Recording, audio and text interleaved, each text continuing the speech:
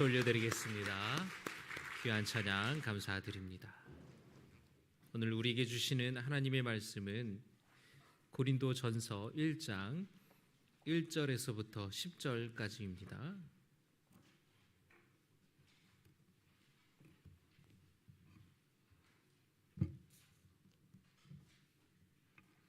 고린도 전서 1장 1절에서부터 10절까지의 말씀입니다.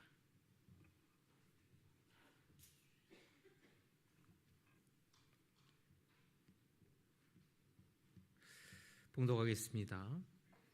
하나님의 뜻을 따라 그리스도 예수의 사도로 부르심을 받은 바울과 형제 소스데네는 고린도에 있는 하나님의 교회 곧 그리스도 예수 안에서 거룩하여지고 성도라 부르심을 받은 자들과 또 각처에서 우리의 주 곧 그들과 우리의 주 되신 예수 그리스도의 이름을 부르는 모든 자들에게 하나님 우리 아버지와 주 예수 그리스도로부터 은혜와 평강이 있기를 원하노라.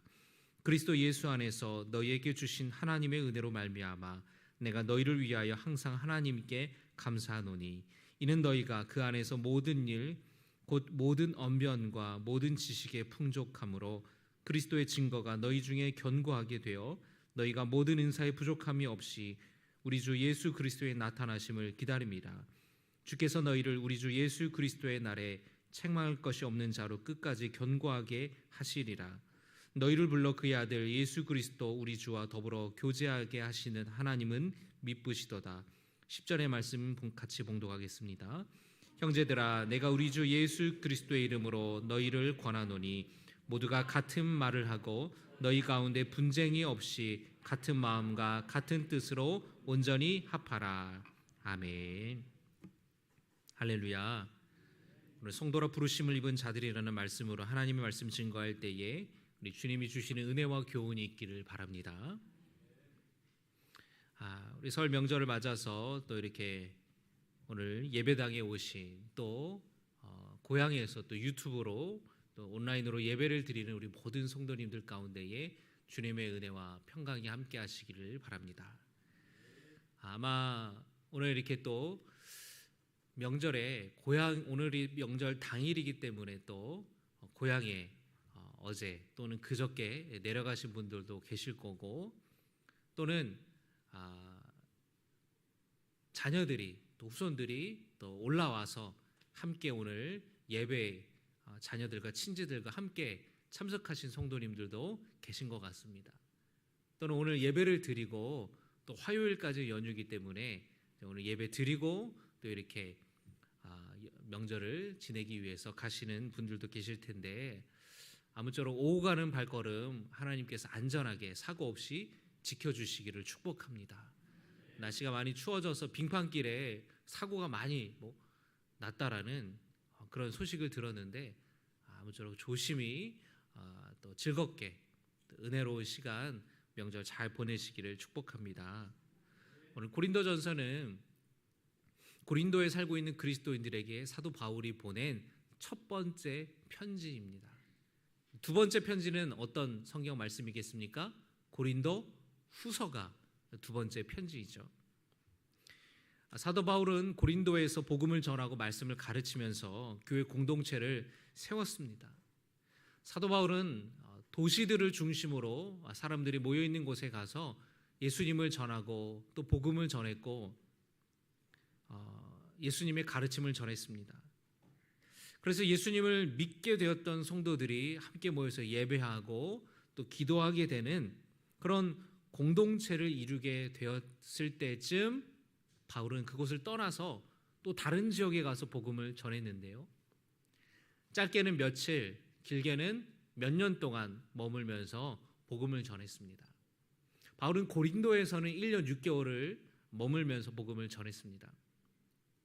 1년 6개월이 지나고 다른 지역에 가서 복음을 전하면서 목회를 했었는데 몇 년 뒤에 고린도 교회에서 어떤 문제가 있다라는 소식이 들려오는 거예요.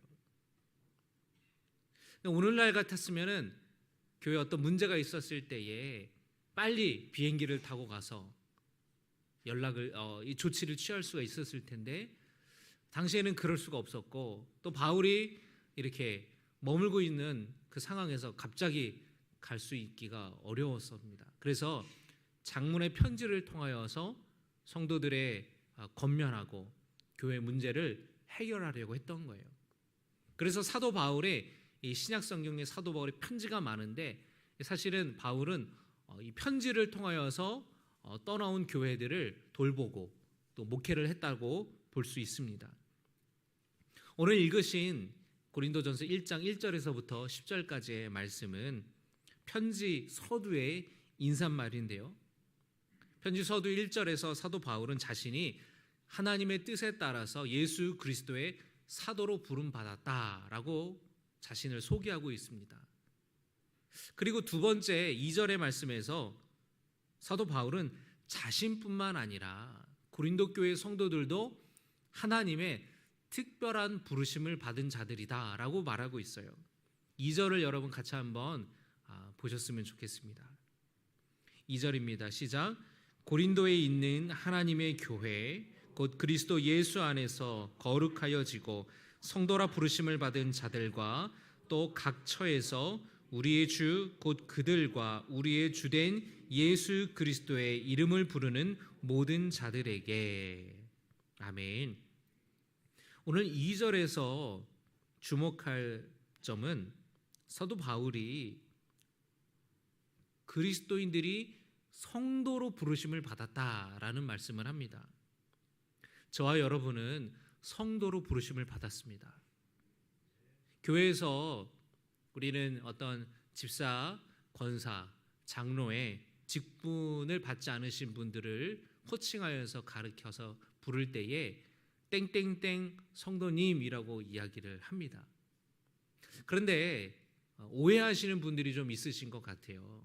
그래서 성도라는 말이 초신자 또는 교회 나온 지 얼마 안 된 사람들, 믿음 없는 사람들을 가리키는 말처럼 오해하시는 분들도 계신 것 같습니다. 사실은 우리 모두가 다 성도예요. 근데 집사나 권사나 목사, 장로는 교회를 섬기기 위한 직책과 역할과 직분인 것이지 어떤 우리의 신앙의 정도를 가리키는 것으로 우리가 그것을 기준으로 할 수는 없는 거겠죠. 이 성도라는 말은 어떤 뜻이냐면은 거룩한 자들이라는 뜻이에요. 거룩한 자들. 참 너무 좋은 이름이지 않습니까? 우리 모두의 본질적인 정체성은 성도라는 것입니다. 따라합니다. 우리는 성도로 부름받았습니다. 네. 그래서 여러분들 어떤 분에게 집사님 안녕하세요 할 때에 어머 나 집사 아니에요 이렇게 하면서 굉장히 민망해하고 부끄러워하시는 분들이 계신데 뭐 꼭 그럴 필요는 없다라고 생각이 듭니다. 집사도 성도고 권사도 또 장로도 목사도 사실은 다 성도로 부름받은 거예요. 이 성도라는 말은 거룩한 사람, 거룩한 사람들이 모여있는 그 무리를 성도라고 얘기를 합니다. 하나님께서는 내가 거룩하니 너희도 거룩하다, 거룩하라 라고 말씀하셨습니다. 이 거룩이라는 말은 히브리어로는 코데시라는 말로 쓰이기도 하고 헬라어로는 하기오스라는 말로 거룩하다라는 말을 표현하기도 하는데요. 분리되다, 구별되다라는 뜻입니다.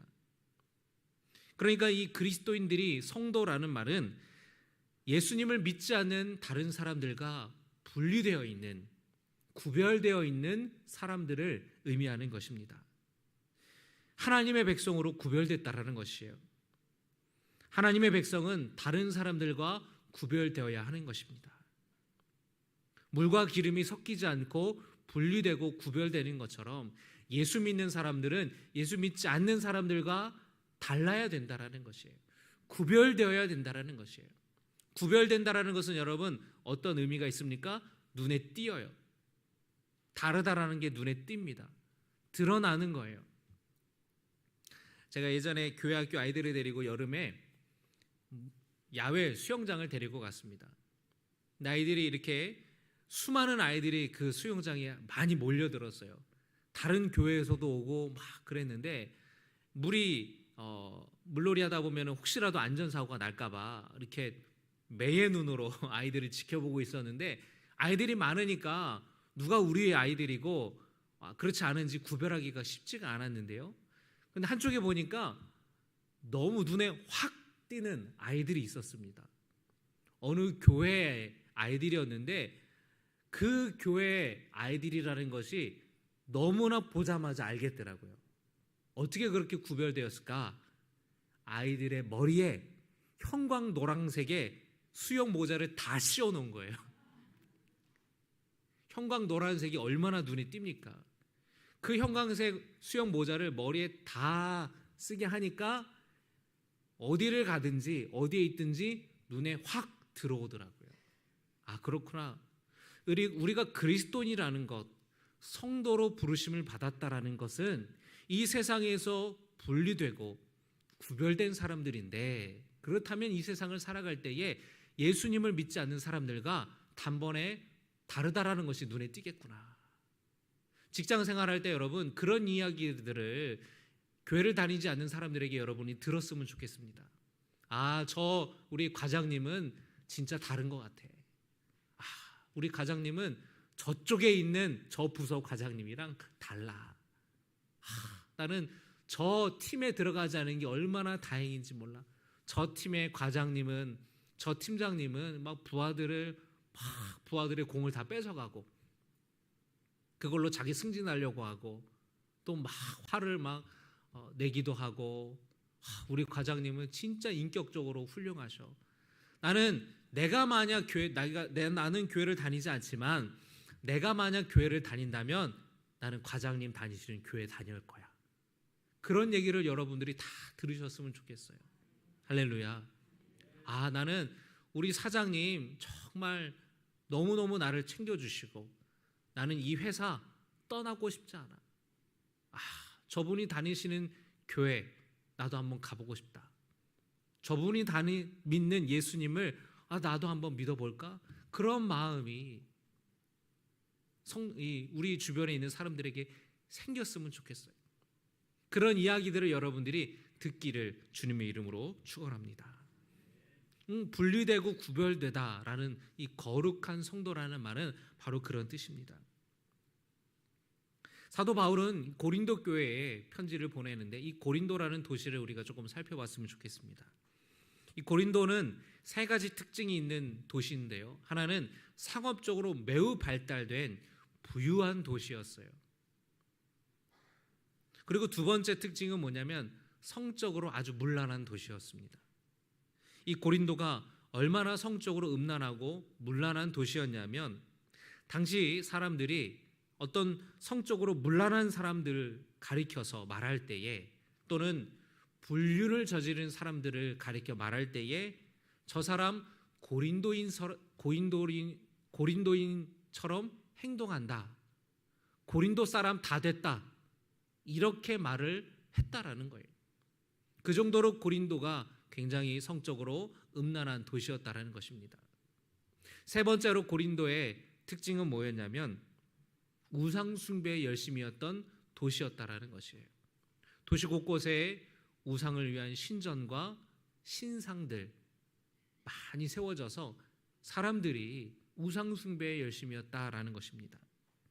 이렇게 영적으로 그리고 성적으로 음란하고 부패했던 고린도라는 이 도시를 살아가는 성도들에게 사도 바울은 거룩한 삶으로 구별된 삶으로 하나님이 부르셨고 그렇게 살아가야 된다라고 말씀하고 있는 겁니다.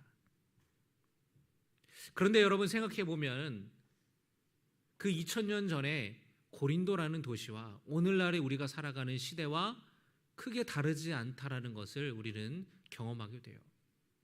이 세상 살아갈 때에 너무나 무서운 일들, 악한 일들, 죄악된 일들이 우리는 보고 경험하게 됩니다. 또 성적으로도 음란한 일들이 있음을 우리는 보게 됩니다. 그리고 사람들은 하나님을 찾지 않아요.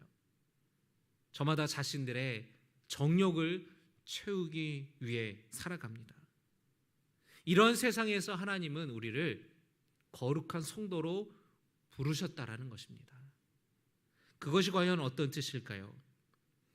저는 2절에 오늘 말씀을 준비하면서 2절에 참 이게 눈에 확 들어오는 말씀이 있었어요. 2절에 여러분 같이 한번 읽겠습니다. 같이 시작. 고린도에 있는 하나님의 교회 곧 그리스도 예수 안에서 거룩하여지고 성도라 부르심을 받은 자들과 할렐루야. 거룩하여지고 성도라 부르심을 자들인데 어디서 거룩하여졌습니까? 그리스도 예수 안에서. 예수 안에서 거룩해졌다라는 것입니다. 할렐루야. 여기서 강조점은 예수 안에서요. 예수 안에서. 거룩하고 구별된 삶은 내 노력으로 가능한 것이 아니라 예수 안에 있을 때 우리가 거룩해지는 것입니다. 예수 안에 머물러 있을 때 우리는 구별된 삶을 살아갈 수가 있는 것입니다. 사도 바울은 여기서 과거형으로 말하고 있어요. 예수 안에서 거룩해졌다라고 말하고 있습니다. 여러분은 예수 안에서 거룩해졌습니다. 믿으십니까? 목사님 잘 모르겠는데요. 제가 거룩하다고요? 저 그런 삶을 살지 않는데요. 예수 안에서라는 말은 더 구체적으로 말하면 예수 그리스도의 십자가의 보혈 안에서 우리는 거룩해졌습니다. 할렐루야. 하나님께서 우리를 죄인이 아니라 의인으로 여겨주시는 거예요. 여러분 죄인입니까? 의인입니까? 죄인이세요? 그러면 제가 다른 질문을 던지겠습니다. 천국은 죄인이 갑니까? 의인이 갑니까? 의인이 가죠. 여러분 죄인이라 그러셨죠 방금. 어떻게 되는 걸까요? 우리는 본질상 죄인입니다. 그러나 우리가 예수 그리스도의 십자가의 보혈로 우리가 죄 사함 받아 하나님께서 우리를 이제는 죄인이라고 하지 않으시고 의인이라고 인정해 주시고 의인이라고 여겨 주시겠다라는 거예요. 그래서 우리가 천국에 갈 수 있는 것입니다. 그런데 주님이 주시는 이 십자가의 은혜, 예수 안에서 거룩해졌다라는 것을 조금 더 설명해 드리자면 우리가 정말 죄인임에도 불구하고 주님이 그런 나를 받아주셨다라는 거예요. 그런 나의 죄를 사해 주셨다라는 것입니다. 그것이 은혜요, 그것이 복인 줄 믿습니다. 십자가 앞에 정말 제대로 서본 사람이라면 자신이 얼마나 부끄러운 사람인지를 깨닫게 됩니다. 나는 별로 죄인 아닌데요. 왜 교회에서는 죄인이라고 얘기합니까? 불편합니다. 불쾌합니다. 그렇게 말하시는 분도 있겠죠. 그런데 생각해 보세요. 우리 안에 정말 나는 의인이라고 그렇게 자부할 만한 게 있습니까? 십자가 앞에 정말 제대로 서본 사람이라면 내가 얼마나 큰 죄인이라는 것을 우리는 모두 다 깨달을 수밖에 없는 것입니다. 그럼에도 불구하고 주님께서 죄사함의 은혜를 주셨다라는 것이 가장 큰 은혜요 복인 줄 믿습니다. 어느 목사님이 그 교회 한 성도님이 이런 이야기하는 것을 들으셨대요. 예수님을 믿어도 목사님 지금까지 받은 복이 없어요. 예수 믿었는데 받은 복이 없어요. 목사님 너무 안타까웠대요. 왜냐하면 아유 이 사람이 진짜 복을 못 받았네 이렇게 생각해서가 아니라 이분이 십자가의 은혜를 모르시는구나. 가장 큰 복은 죄사함의 은혜인데 그 죄사함의 은혜를 깨닫지 못하고 죄사함의 복을 깨닫지 못해서 이런 이야기를 하시는구나. 하나님께서 나를 얼마나 사랑하시는지를 이분이 깨닫지 못했구나 라는 마음에 안타까운 마음이 들었다라는 거예요. 여러분 예수님께서 십자가에 피 흘려 죽으심으로 여러분의 죄를 다 사하셨다라는 것을 믿으시기를 주님의 이름으로 축원합니다. 이것을 믿으시기를 주의 이름으로 축원합니다. 그런데 우리가 살아가다 보면 이것이 믿어지지 않을 때가 있어요. 나는 여전히 이렇게 죄 가운데 살아가는데 정말 내가 죄사함 받아 거룩해진 것이 맞나? 나는 거룩하다고 내가 말할 수가 있을까? 내가 성도라고 말할 수 있을까? 그 이유는 뭐냐면 우리 안에 죄책감이 있기 때문에 그래요. 예수님께서 십자가에 달리셔서 피 흘려 죽으셨다라고, 그래서 내가 거룩해졌다라고 말씀하시는데 여전히 내 마음 안에는 죄책감이 있고 그 죄책감에 사로잡혀 살기 때문에 죄사함의 은혜를 누리지 못하는 것이에요. 주님의 존재를 의심하는 것은 아니지만 주님의 내 죄를 사해 주셨다라는 것이 믿어지지가 않는 겁니다. 여전히 그 죄책감 때문에 그 십자가의 은혜를 누리지 못하는 것이에요. 그렇게 살아가는 성도들이 있다면 주님 보실 때에 얼마나 안타까운 마음이 있겠습니까? 예를 들어서 자녀가 부모에게 어떤 잘못을 저질러서 혼날까 봐 집에 들어오지 못한다고 생각해 보세요. 이 아이가 지금 해가 지고 저녁이 되고 밤이 깊어가는데 아이가 오질 않는 거예요. 그 아이를 기다리는 부모의 마음이 어떻습니까? 야, 너 들어와만 알아. 집에만 들어와라. 엄마 아빠가 다 용서해 줄 테니까 집에 들어와. 지금 너무 늦었어. 어디 있는 거니? 그렇게 문자하고 톡을 보내고 연락하지 않겠습니까? 우리를 향한 주님의 마음이 바로 그렇다라는 거예요. 우리가 주님께로 돌아온다면 주님은 우리의 죄를 묻지 않으신다라는 겁니다. 예수님께서 돌아온 탕자 이야기를 해주신 것을 여러분 혹시 기억하십니까? 둘째 아들이 아버지의 유산을 먼저 상속받았어요. 그래서 먼 나라로 아버지의 집을 떠나서 허랑방탕한 삶을 살았습니다. 근데 아들이 죽었는지 살았는지도 소식도 들려오지 않아요. 그런데 그 둘째 아들이 모든 재산을 다 허비한 이후에 아버지의 집으로 내가 돌아가야겠다. 아버지의 집에서 나를 아들로 받아들여 주지 않아도 아버지 집의 종으로 살아도 괜찮겠다. 그런 마음을 가지고 집으로 돌아오죠. 그 둘째 아들이 돌아올 때에 이 아버지가 그 아들을 먼저 알아보고 달려가 감싸 주었습니다. 이 아들이 언제 올 줄 알고 아버지가 그 아들을 먼저 보았을까요? 우연히 일치가 아니에요. 이 둘째 아들이 집을 떠나간 이후로 이 아버지는 그 다음 날부터 매일매일 그 떠나간 아들이 돌아오기를 기다렸을 거예요. 그리고 그가 돌아왔을 때에 너 내가 얼마를 줬는데 이 돈을 어디다 다 쓴 거냐고 그렇게 비난하고 그렇게 판단하고 그렇게 정죄하지 않습니다. 아버지는 눈물로 아들을 감싸주고 아들의 모든 신분을 회복시켜 주죠. 오히려 아들을 위한 잔치를 벌여주죠. 그것이 하나님의 아버지의 마음이라는 거예요. 주님은 우리가 주님 품으로 돌아올 때에 우리의 죄를 더 이상 묻지 않으시고 우리를 위한 기쁨의 잔치를 여시는 분이라는 것을 여러분이 기억하시기를 바랍니다. 그런데 그렇게 집에 떠나간 가출했던 자식이 집으로 돌아왔어요. 그러면 이제 그 아들의 신분을 회복했기 때문에 부모에게 원하는 것을 요구할 수 있고 부모와 그 관계가 회복될 수 있지 않습니까? 그런데 여전히 부모 눈치를 본다고 생각해 보세요. 밥 먹는데 눈치 보고 부모님 말씀하시는 거 눈치 보고 그 눈에는 불안함이 있고 그 부모 마음에는 안타까운 마음이 있겠죠. 야, 얘가 왜 이러나. 성도들 가운데서 그렇게 신앙생활하는 사람들이 있다라는 겁니다. 신앙생활하면서 예수 믿으면서 여전히 주님의 진노와 주님의 심판이 무서워서 그 죄책감 때문에 하나님과의 관계가 회복이 안 되는 성도들이 있다라는 거예요.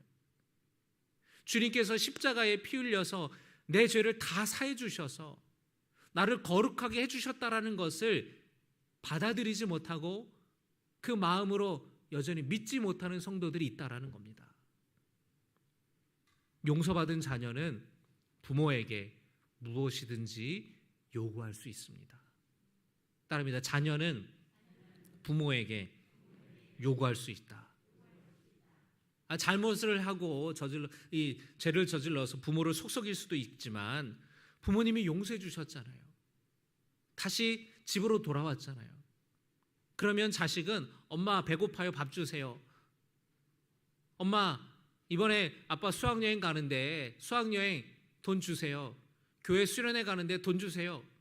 얼마든지 요구할 수 있습니다. 그러면 부모는 야, 너 친구들이랑 가서 맛있는 것도 사 먹고 네가 한번 맛있는 거 사줘. 용돈도 주는 게 부모 마음이죠. 오늘 말씀을 준비하면서 떠오르는 이미지가 있었어요. 옛날에 전기밥솥보다 압력밥솥을 많이 쓰던 시절이 있지 않습니까? 밥을 하다 보면 치치치치치치치치치 이게 막 돌아가고 이제 밥을 하게 되면은 이 밥을 전기밥솥은 따뜻하게 오래 보관할 수 있지만 압력솥은 그게 안 되잖아요. 옛날에는 여러분 목사님 저희 때는 아궁이에 이렇게 불을 지펴서 밥을 했다 하시는 우리 성도님들도 연세가 있으신 분들은 있으실 텐데 그러면은 어머니는요 항상 그 아랫목에다가 자식들 그 끼니를 거르고 늦게 들어오는 아들 딸들 위해서 아랫목이 이불로 밥을 덮어놓아요. 식지 않게 따뜻한 밥을 먹으라고. 그게 부모 마음이라는 거예요. 우리가 주님 품 안에 다시 돌아왔을 때는 그런 죄책감 때문에 하나님 앞에 나오지 못하고 요구하지 못하고 주저하게 되고 여전히 불안함으로 살아가는 모습을 주님은 원하지 않으신다라는 거예요. 우리 죄책감을 다 내려놓고 우리를 기다리시고 우리를 두 팔로 안으시는 그 하나님의 은혜를 그 죄사함의 은혜와 복을 누리는 모든 성도 여러분들 되시기를 주님의 이름으로 축원합니다. 그런데 여기에서 하나 고민이 생기는 거예요. 이제 우리가 예수님을 내 삶의 주인으로 믿고 예수님이 십자가에 달려 죽으심으로 내 죄가 죄사함 받아 거룩해졌다라는 것을 이제는 내가 믿는데 문제는 여전히 우리는 죄를 짓고 살아간다라는 것입니다. 그러나 여러분 여기서 분명히 기억해야 될 것은 우리를 주님은 정죄하지 않으신다라는 거예요. 우리가 죄를 짓더라도 하나님께서 우리를 버리지 않으신다라는 겁니다. 정죄하지 않으신다라는 겁니다. 칭의와 정죄는 정반대의 개념이에요. 칭의는 의롭다고 칭해주는 것입니다. 죄인이지만 이제부터 내가 너를 용서했다. 그래서 너는 이제 의롭다고 내가 칭해주겠다라는 선언이에요. 정죄는 뭐냐면 너는 유죄다. 너는 죄인이다. 죄가 있다라고 선언을 하는 것입니다. 예수님을 믿는 자들에게는 그 십자가의 은혜를 믿는 자들에게는 이 죄사함의 칭의의 은혜가 있는 것이고 주님을 믿지 않고 회개하지 않고 죄 가운데 살아가는 사람들에게는 정죄함이 있는 것이에요. 우리가 예수님의 보혈을 믿고 그분 안에서 거룩해져 있다라는 것을 믿고 우리에게는 정죄함이 없다라는 것을 여러분이 믿으시기를 바랍니다. 로마서 8장 1절 2절의 말씀을 제가 읽어드리겠습니다. 그러므로 이제 그리스도 예수 안에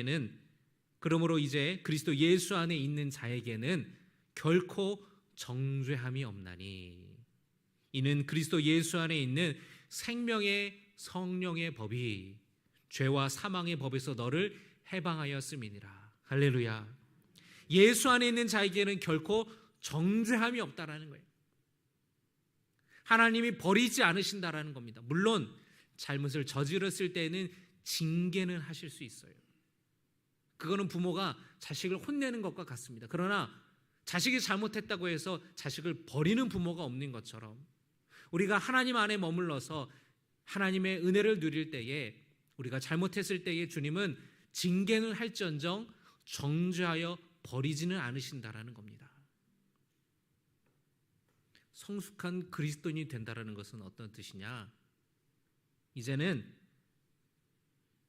부모의 마음을 아프게 하는 것이 아니라 나의 죄와 나의 잘못으로 하나님의 마음을 아프게 하는 것이 아니라 하나님께 요구만 하는 그런 삶을 사는 것이 아니라 이제는 하나님을 위해 하나님께 기쁨을 드리기 위해 사는 그런 삶을 살아가는 것이 바로 성숙한 신앙인이 되는 거예요.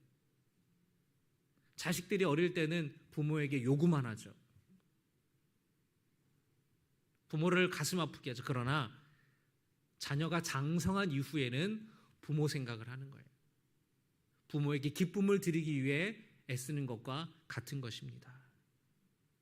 여러분, 우리 모두가 예수님 안에 머물며 살아가는 거룩한 하나님의 자녀가 되시기를 주님의 이름으로 축원합니다.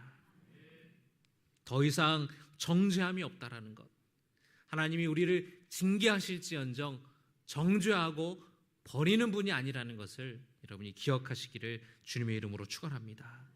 우리 시간에 함께 찬양하며 우리 주신 말씀을 위에 놓고 의지하면서 기도했으면 좋겠습니다.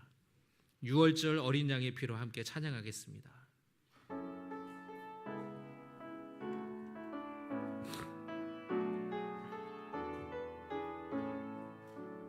유월절 어린 양의 피로 나의 삶의 문이 열렸네. 저 어둠의 권세는 힘이 없네. 주 보혈의 능력으로 원수가 날 정죄할 때에도 난 의롭게 설 수 있네. 난 더 이상 정죄함 없네. 난 주 보혈 아래 있네. 난 주 보혈 아래 있네. 그 피로 내 죄 사했네. 하나님의 긍휼 날 거룩해 하시었네. 난 주 보혈 아래 있네. 난 원수의 어떠한 공격에도 더 이상 넘어지지 않네. 난 주 보혈 아래 있네. 우리 함께 찬양합니다. 유월절 어린 양의 피로 나의 삶의 문이 열렸네. 저 어둠의 권세는 힘이 없네. 주 보혈의 능력으로 원수가 날 정죄할 때에도 날 의롭게 설 수 난 더 이상 정죄함 없네. 정죄함 없 난 주 보혈 아래 있네. 난 주 보혈 아래 있네. 그 피로 내 죄 사했네. 하나님의 긍휼 날 거룩해 하시. 난 주 보혈 아래 있네. 난 주 보혈 아래 있네. 그 피로 내 죄 사했네. 하나님의 긍휼 날 거룩해 하시었네. 난 주 보혈 아래 있네. 난 원수의 어떠한 공격에도 더 이상 넘어지지 않네. 난 주 보혈 아래 있네. 유월절 어린 양의 피로 나의 삶의 문이 열렸네. 저 어둠의 권세는 힘이 없네. 주 보혈의 능력으로 원수가 날 정죄할 때에도 난 의롭게 설 수 있네. 난 더 이상 정죄야. 우리 다 함께 일어나서 찬양합니다. 난 주보혈 아래 있네. 난 주보혈 아래 있네. 그 피로 내 죄 사했네. 하나님의 긍휼 날 거룩해 하시어 난 주보혈 아래 있네. 난 주보혈 아래 있네. 난 원수의 어떠한 공격에도 더 이상 넘어지지 않네. 난 주보혈 아래 있네. 우리 이 시간에 함께 기도했으면 좋겠습니다.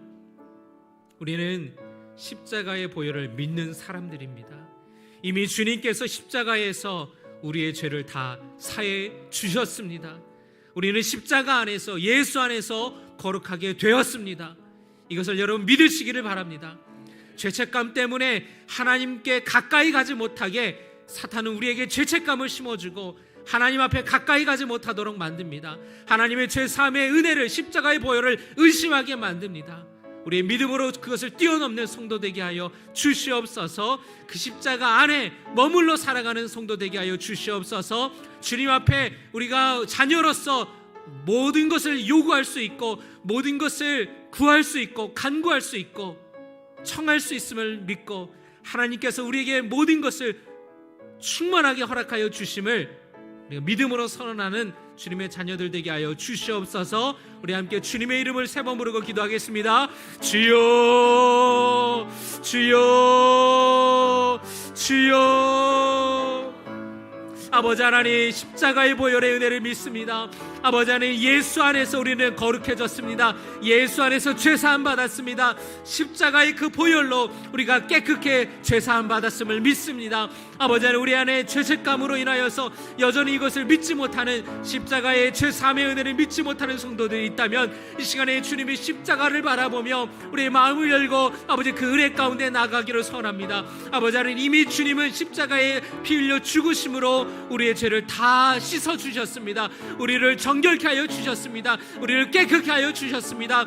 그 십자가의 예수님의 피로 인하여서 우리가 죄사함 받은 것을 우리가 믿음으로 아버지 믿어지는 역사 일어나게 하여 주시옵소서. 마음으로 그것을 받게 하여 주시옵소서. 아버지, 이제는 우리가 정죄함 받지 아니하고 하나님의 자녀로서 하나님 품 안에서 살아갈 수 있는 아버지 하나님의 자녀, 하나님의 백성, 아마 하나님의 아버지 은혜를 받는 사람으로 회복되었음을 믿습니다. 아버지 하나님, 우리는 주님의 자녀로서 요구할 수 있고 주님께 간구할 수 있습니다. 주님은 우리에게 크고 놀라운 은혜를 주시려고 아버지 원하시는 줄 믿습니다. 아버지 하나님, 믿음으로 주님 앞에 나아가며 아버지 하나님은 우리 아버지라고 고백하는 성도 되게 하여 주시옵소서. 하나님과 아버지 우리 사이에 막혀있는 담이 있다면 성령께서 허물어 주시옵소서. 주님 앞에 죄책감으로 인하여서 머뭇거리며 주저하며 나아가는 일 없도록 주님 붙들어 주시옵소서. 죄사함의 은혜가 있음을 믿습니다. 십자가의 보혈을 아버지 깨달으며 그 은혜를 누리며 살아갈 수 있는 성도 되게 하여 주시옵소서.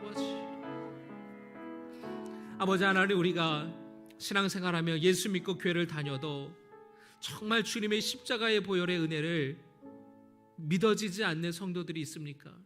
주님, 이 시간에 그 마음을 열고 주님의 그 십자가를 바라보니 그 십자가에서 우리 모든 죄를 용서하여 주시기 위해서 물과 피를 쏟으신 그 주님의 희생과 사랑을 우리의 마음으로 받는 시간 되게 하여 주시옵소서. 십자가에서 우리는 죄사함 받았습니다. 우리는 거룩해졌습니다. 이제 주님과 동행하며 거룩한 삶으로 살아가는 인생 되게 하여 주시옵소서. 이제는 우리 주 예수 그리스도의 은혜와 하나님 아버지의 놀라우신 사랑과 우리에게 힘주시는 성령의 능력과 교통하심이 예수 십자가의 보혈의 은혜로 죄사함 받은 것을 믿고 주님께 머물며 살아가기를 원하는 주님의 자녀들 머리 위에 이제부터 영원까지 함께 하시기를 간절히 축원하옵나이다. 아멘.